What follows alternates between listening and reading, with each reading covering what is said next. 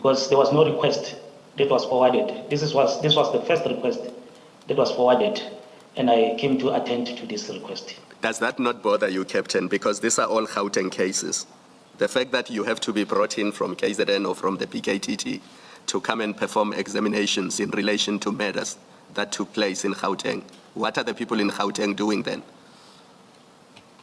In this regard, Commissioners, there was a direct request that was forwarded to me.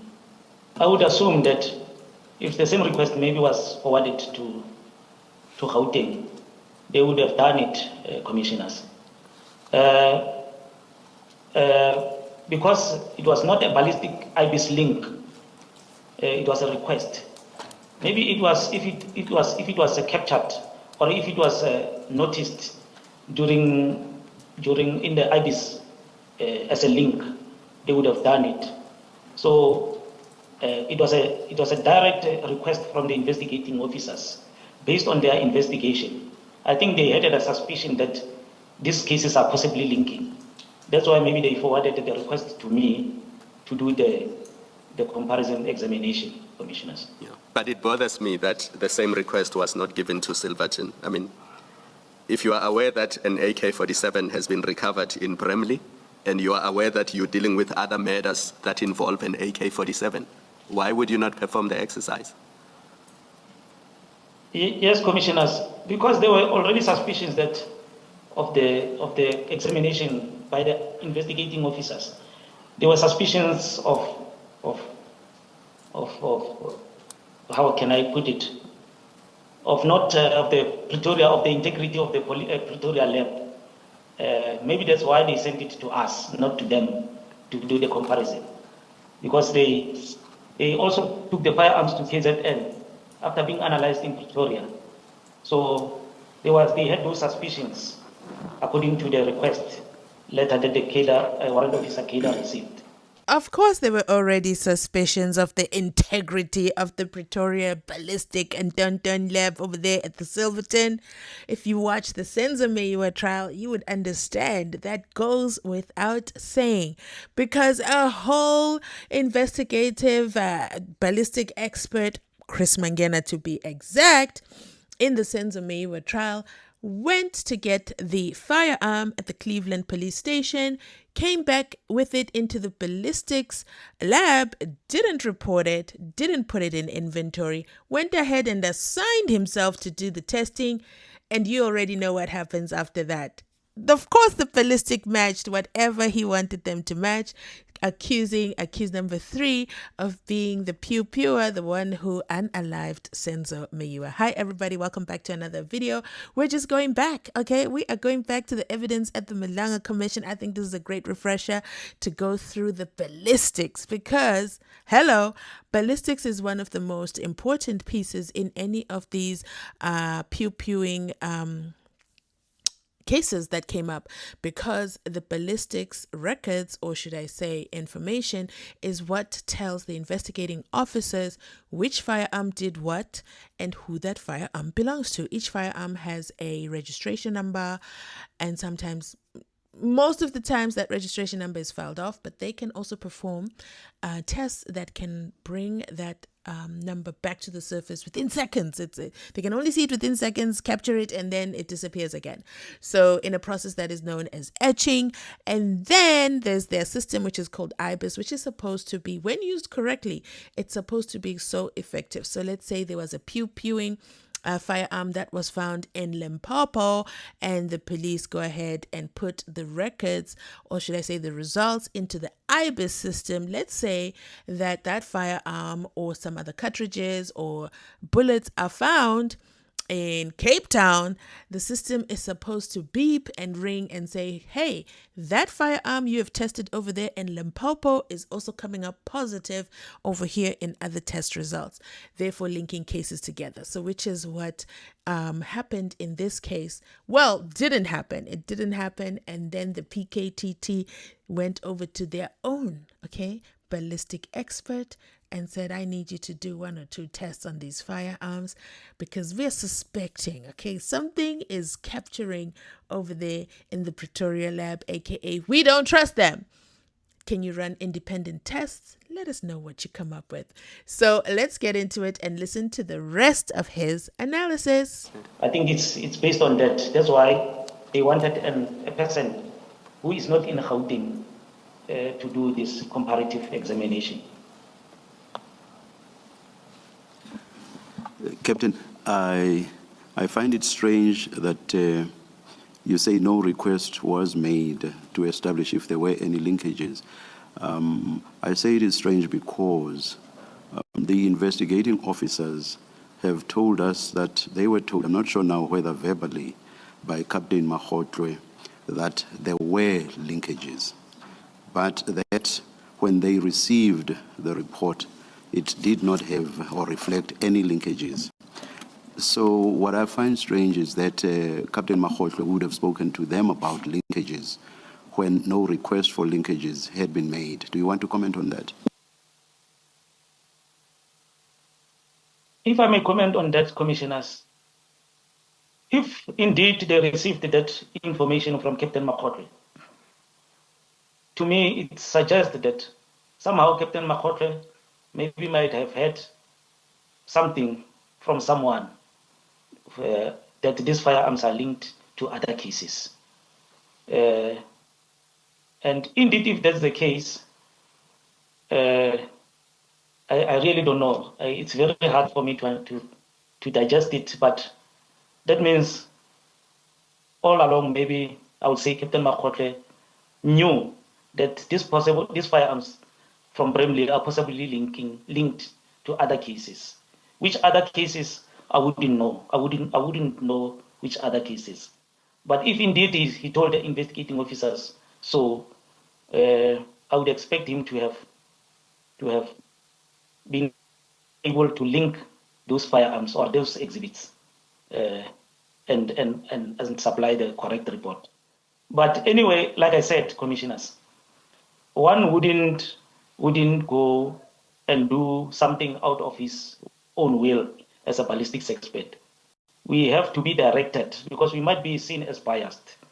So, but the information that he gave to the investigating officers was crucial, was very crucial, and that means there was some communication between him and them.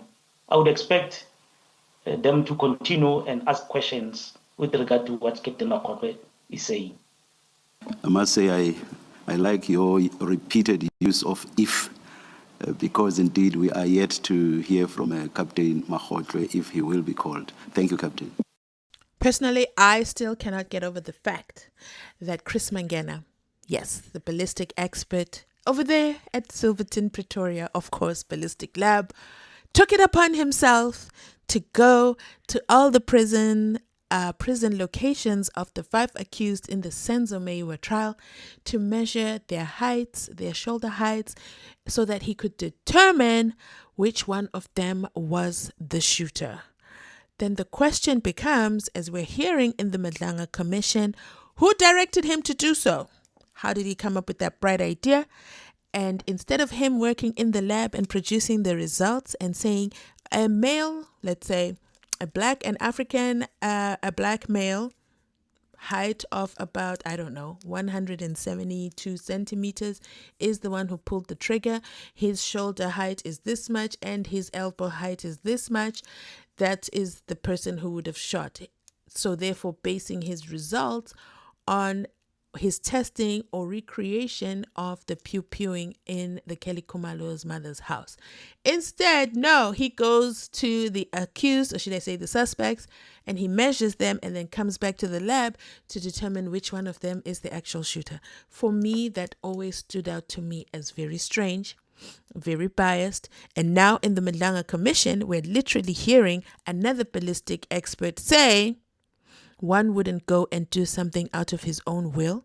We have to be directed because we might be seen as biased. Let me know in the comment section if you agree.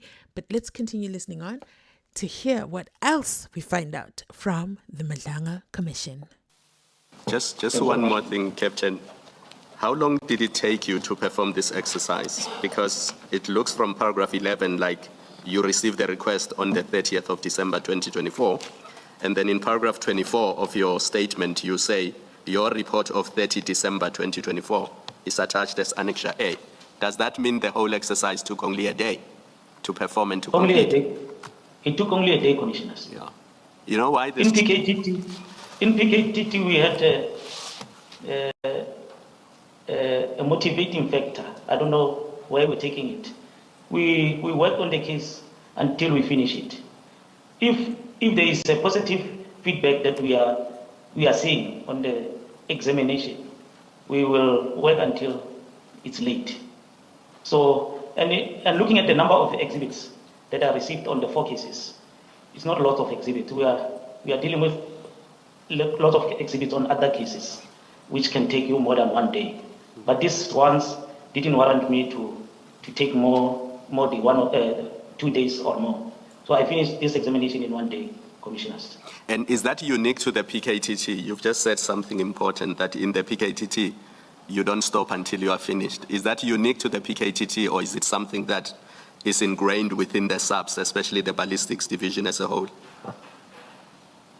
This was unique to the PKTT, Commissioners.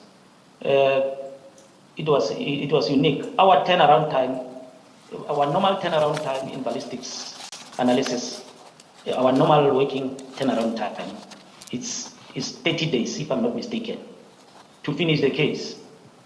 Our turnaround time, we made our own turnaround time in the PKTT as ballistics to 3 days, Commissioners, maximum 3 days. So this case, it's based on my experience also, Commissioners. Just it's a small case. It's a small case to me. Just to to finish in a day. All right. Sorry, Captain. Just to make sure there's no confusion, you said our normal turnaround time is 30 days. And who's the hour in relation to the 30 days? Ballistics turnaround time, Commissioner. As soon as the case arrives at the lab. I just want to know, Captain, I just want to know who you are referring to when you say hour. Are you referring to Silverton, Manzimtoti, Rebeja, and the Western Cape? I don't know whether it's Cape Town. Is that the hour that you're referring to? Whose hour? It's the whole lab in general, whether KZN, whether Eastern Cape, Western Cape, Pretoria. Ballistics turnaround time case, as soon as it arrives at the lab, all right, it needed to be finalized in 30 days. Okay. But due to backlog, that doesn't happen. Okay. Then you are comparing that to an average of 3 days within the PKTT. So it's 30 against 3. 30 against 3. That's correct, Commissioners. Thank you. That is the turnaround time that we set for ourselves in the PKTT. Thank you. In fact, I should not even say average. Maybe I should say 3 days would be the outer limit. And you say there are some that you could complete within a much, much shorter time, like this one, which was within a day. That's correct, Commissioners. So the PKTT can finish their testing examinations within 3 days. That's unique to them. But the ballistic lab countrywide, so everybody else who's not part of the PKTT, they literally do it if we are lucky, within 30 days. You can see the difference. The PKTT does it 10 times less than the regular labs. And then the police minister, of course, Senzo Mchunu, after receiving multiple letters from Professor Mary De Haas, he sits down at home and says, yeah, get rid of the PKTT. They are ineffective. Can you imagine? How did he base his numbers off this? Because for me, this sounds to me like he has egg on his face. How do you disband a unit? Instead, you could have had that unit multiply or have more and more people grow into that unit so that more and more cases get solved in 3 days. Not solved, but get the results of the ballistics within 3 days. I think that will be phenomenal. How many times do we hear in court where a trial cannot commence and the investigative team is asking for more time for the adjournment of the case because examinations are not done? This is a classic example that one would ask, what was Senzo Mchunu thinking? But let's continue listening on. Captain, just to go back to the protocols and the restoration process that you have described. Now, in Captain Makotre's Section 212 affidavit, he does state that he was unable to restore the serial number. Now, you've told us, and we've also heard from the Brigadier yesterday, that a second person would have another look, whether it's a positive or negative response, and you've just confirmed that. Would the conclusion of the second person who looks at the initial outcome, would that be contained in the Section 212 affidavit of the original analyst? No, Commissioners, it wouldn't reflect on the Section 212 report, but it will reflect on the worksheet that the member has completed. Yes. after examination. So the confirmer will sign on the worksheet that will be attached on the case file to say, I Captain Modisani, confirm that a warrant officer so-so or Captain so-so retrieved or did not retrieve the serial number. Then I sign. Yes. On that specific pro forma. So the confirmer will sign on the pro forma. Yes, and if there's no confirmer or verifier, am I correct to say then it means that protocol, the prescribed protocol, was not followed if there was no verifier? That's correct, Commissioners. Thank you. It's a protocol that needs to be abided by, to be applied or to be followed when doing this examination. Anyway, the reviewer of the case, yes, after the examination or the analysis has been completed, the reviewer of the case will pick it up that this case was not confirmed, or there's no signature of a confirmer of the etching process of this, and the case file will be returned to be corrected. All right. That is, if the reviewer does their job properly, then they would also have picked up and they would return the docket or the case file. That's correct. Thank you. Correct. Thank